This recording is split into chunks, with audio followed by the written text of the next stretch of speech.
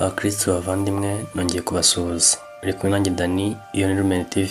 Hifashishijwe amabwiriza y'inama y'Episkopi Gatolika mu Rwanda mu nyandiko bise Duhimbaze Misa uko bikwiye yasohotse mu Ugushyingo 2025, twifuje kubagezaho bimwe mu by'ibanze bisabwa kubahirizwa mu gitambo cy'Ukaristiya birebana n'ikoraniro. Tugiye kureba ibireba abakristo muri rusange. Cya mbere, iyo umuntu yagereye ku gihe aho misa iri bubere, afata umwanya wo gutuza akazirikana kuri misa agiye guhimbaza.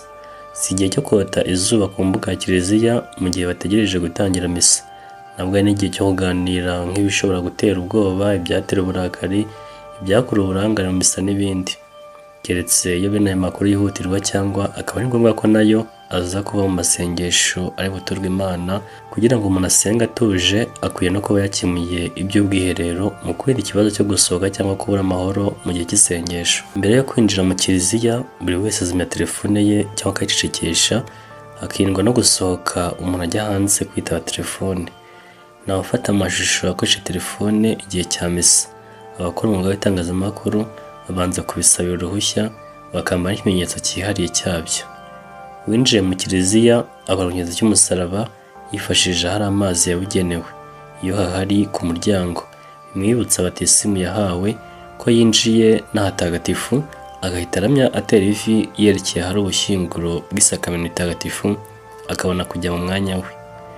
Mu gufata icyicaro, abakristo bicara begeranye, ntibatatana, kugira ngo n'abaza nyuma babone aho bicara bitagoranye cyangwa badasimbuka abandi, kugira ngo bagere aho bicara. Iyo uyoboye igitambo cya misa akoresha indamutso igira iti: "Inema y'Umwami wacu Yezu Kristo, n'urukundo rw'Imana Data, n'ubusabane kuri Roho Mutagatifu birahane namwe."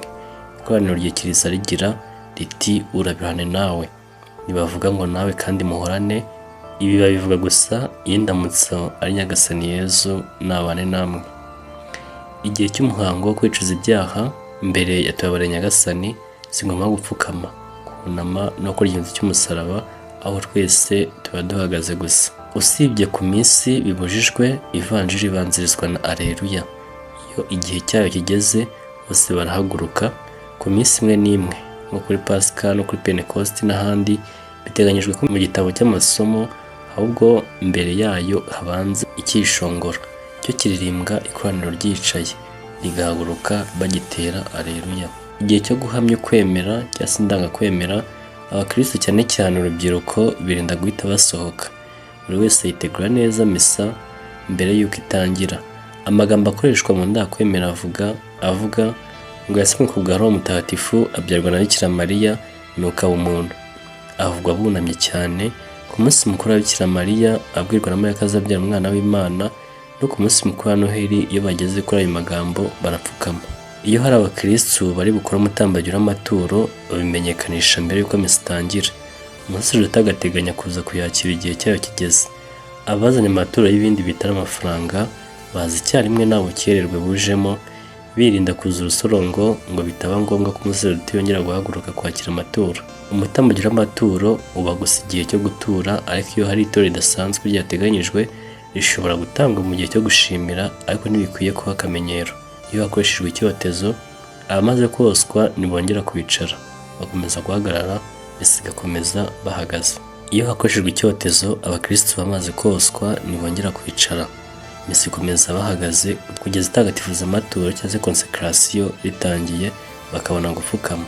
Gupfukama bitangira indirimbo nyir'ubutagatifu irangiye, kugera ku isengesho rya Dawe Mana ishobora byose. Nyuma yo guhereza amaturo, umusaseridoti abwira ikoraniro aya magambo: "Bavandimwe, nimusabe kugira ngo igitambo cyanjye ari nacyo cyanyu hinyura Imana Data ishobora byose." Abakristo barasubiza ngo Nyagasani yakira igitambo umuhereje, ntabwo ari tumuhereje.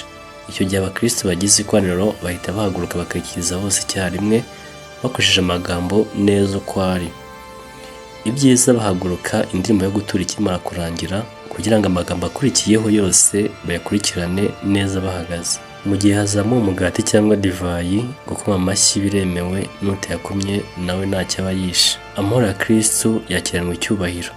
Niyo mpamvu yakira agomba gusa n'uwunama gato mbere yo kwakira uyamuha. Uyazanye we ntiyunama, kandi niyo yaba uyakira yaba ari mu rwego rw'icyubahiro ruri hejuru y'urwiyamuzaniye, kuko nyine igisobanuro ari icyubahiro gihabwa amahoro ya Kristo mbere yo kureba icyubahiro cy'uyazanye. Cyakora rero umaze gutanga amahoro ashobora noneho guha icyubahiro uwo ayahaye. Akamenya rero kuko utanga amahoro nawe yunamira uwo ayaha mbere yo kuyamuha nta gisobanuro gafite muri liturujia. Aba bombi nyuma yo guhana amahoro noneho bashobora kunamirana ibiganza bibumbye. Mu gihe cyo guhana amahoro indirimbo z'amahoro ntiziteganijwe muri liturujia, haririmbwa ntama w'Imana gusa.